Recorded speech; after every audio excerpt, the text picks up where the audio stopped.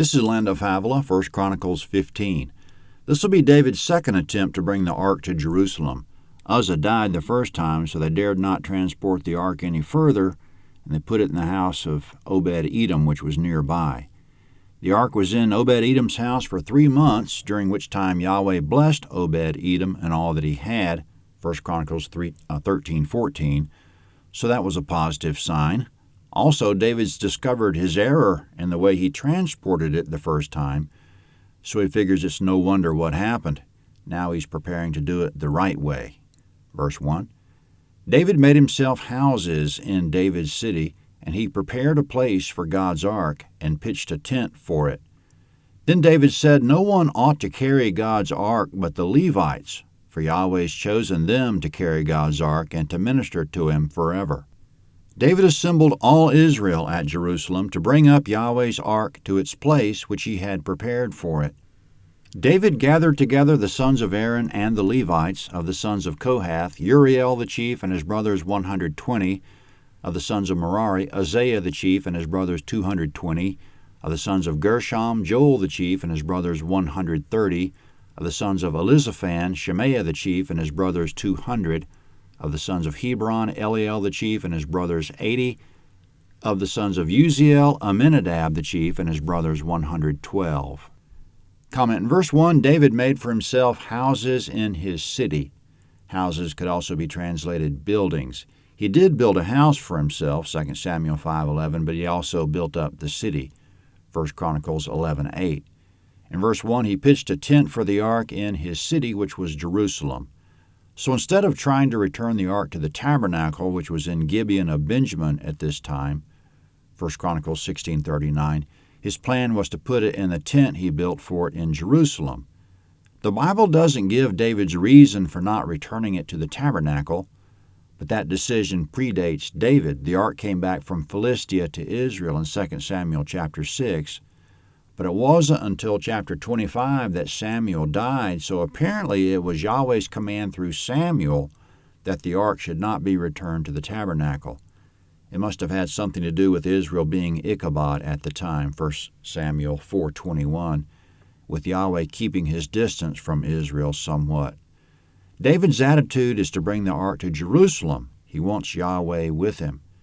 In verse 2, David acknowledged the error of the first transport, that he didn't do it according to Yahweh's procedure as written in the law of Moses, Numbers 4:15 and Deuteronomy 12:8, which procedure should be on the shoulders of the Levites using the carrying poles and not to transport it on a cart.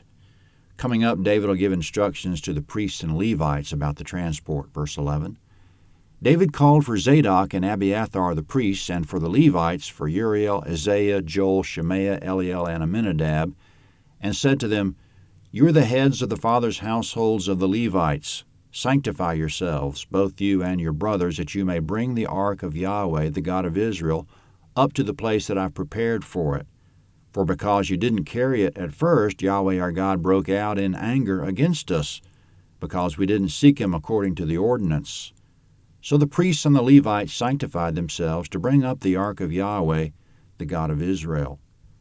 Comment, David says the priests and other Levites should sanctify themselves in preparation for transport, meaning they should make themselves ceremonially clean according to the multiple laws on the subject. For example, they shouldn't touch certain classes of animals or insects, Leviticus 5:2, and there are many other prescriptions and restrictions on them to keep them ceremonially clean.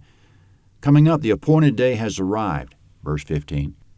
The children of the Levites bore God's ark on their shoulders with its poles, as Moses commanded according to Yahweh's word. David spoke to the chief of the Levites to appoint their brothers as singers with instruments of music, stringed instruments, harps and cymbals, sounding aloud and lifting up their voices with joy.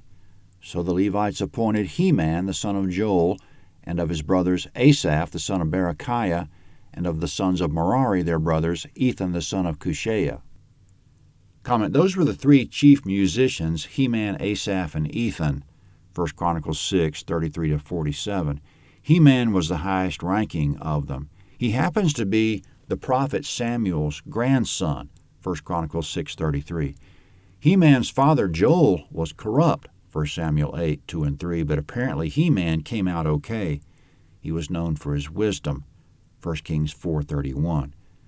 Now other prominent Levites who were involved in the transport, verse 18, and with them their brothers of the second rank, Zechariah ben Jaaziel, Shemiramoth, Jael, Uni, Eliab, Benaiah, Maaseiah, Mattathiah, Eliphelahu, Mikneiah, Obed-Edom, and Jael, the doorkeepers.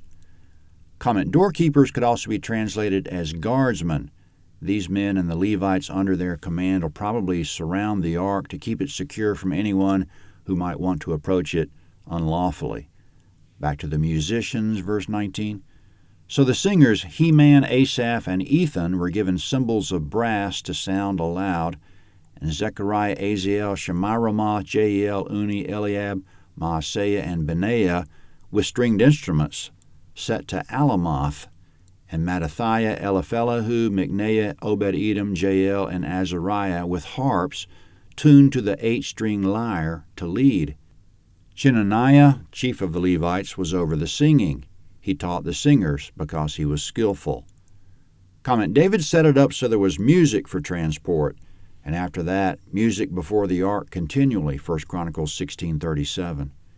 In verse 20, stringed instruments were set to Alamoth, which is a Hebrew word of unknown meaning, maybe a certain way of tuning the strings. Now coming a couple more doorkeepers or guardsmen, probably the doorkeepers given by name in this chapter were set over many more doorkeepers whose job it was to guard the ark. Verse 23, Berechiah and Elkanah were doorkeepers for the ark. Comment: now coming some blowers of trumpets who were priests. Since they were priests, these probably weren't musical instruments they blew during transport. We wouldn't expect a priest with all his duties to double as a professional musician. According to the Hebrew word being used, these were trumpets that sounded a wavering note, such as maybe a ram's horn, being used like we might use sirens today at the head of a parade. Verse 24, Shebaniah, Joshaphat, Nethanel, Amasai, Zechariah, Benaiah, and Eliezer, the priests, blew the trumpets before God's ark, and Obed-Edom and Jehiah were doorkeepers for the ark. So David, the elders of Israel, and the captains over thousands went to bring the ark of Yahweh's covenant up out of the house of Obed-Edom with joy. Comment: the captains over thousands would have been leading men from all over Israel, just as there were 3 months ago when they tried to transport it. Verse 26. When God helped the Levites who bore the ark of Yahweh's covenant, they sacrificed 7 bulls and 7 rams.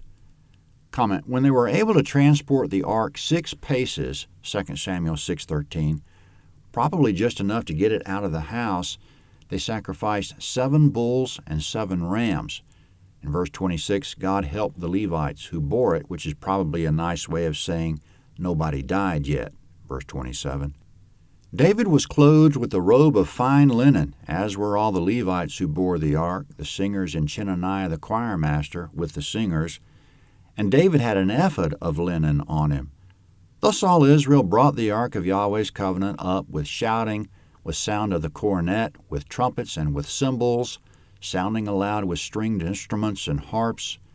As the ark of Yahweh's covenant came to David's city, Michal, the daughter of Saul, looked out at the window and saw King David dancing and playing, and she despised him in her heart.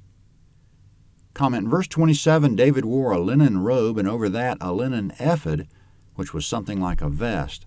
The only legitimate use for an ephod up to this point was for the high priest to wear. The monarchy in Israel is a relatively new thing, with David only being the second king, and as far as we know, Yahweh hasn't given David or any king permission to wear an ephod. But Yahweh hasn't chastised him for it, and he never will, so David must have some permission we don't know anything about.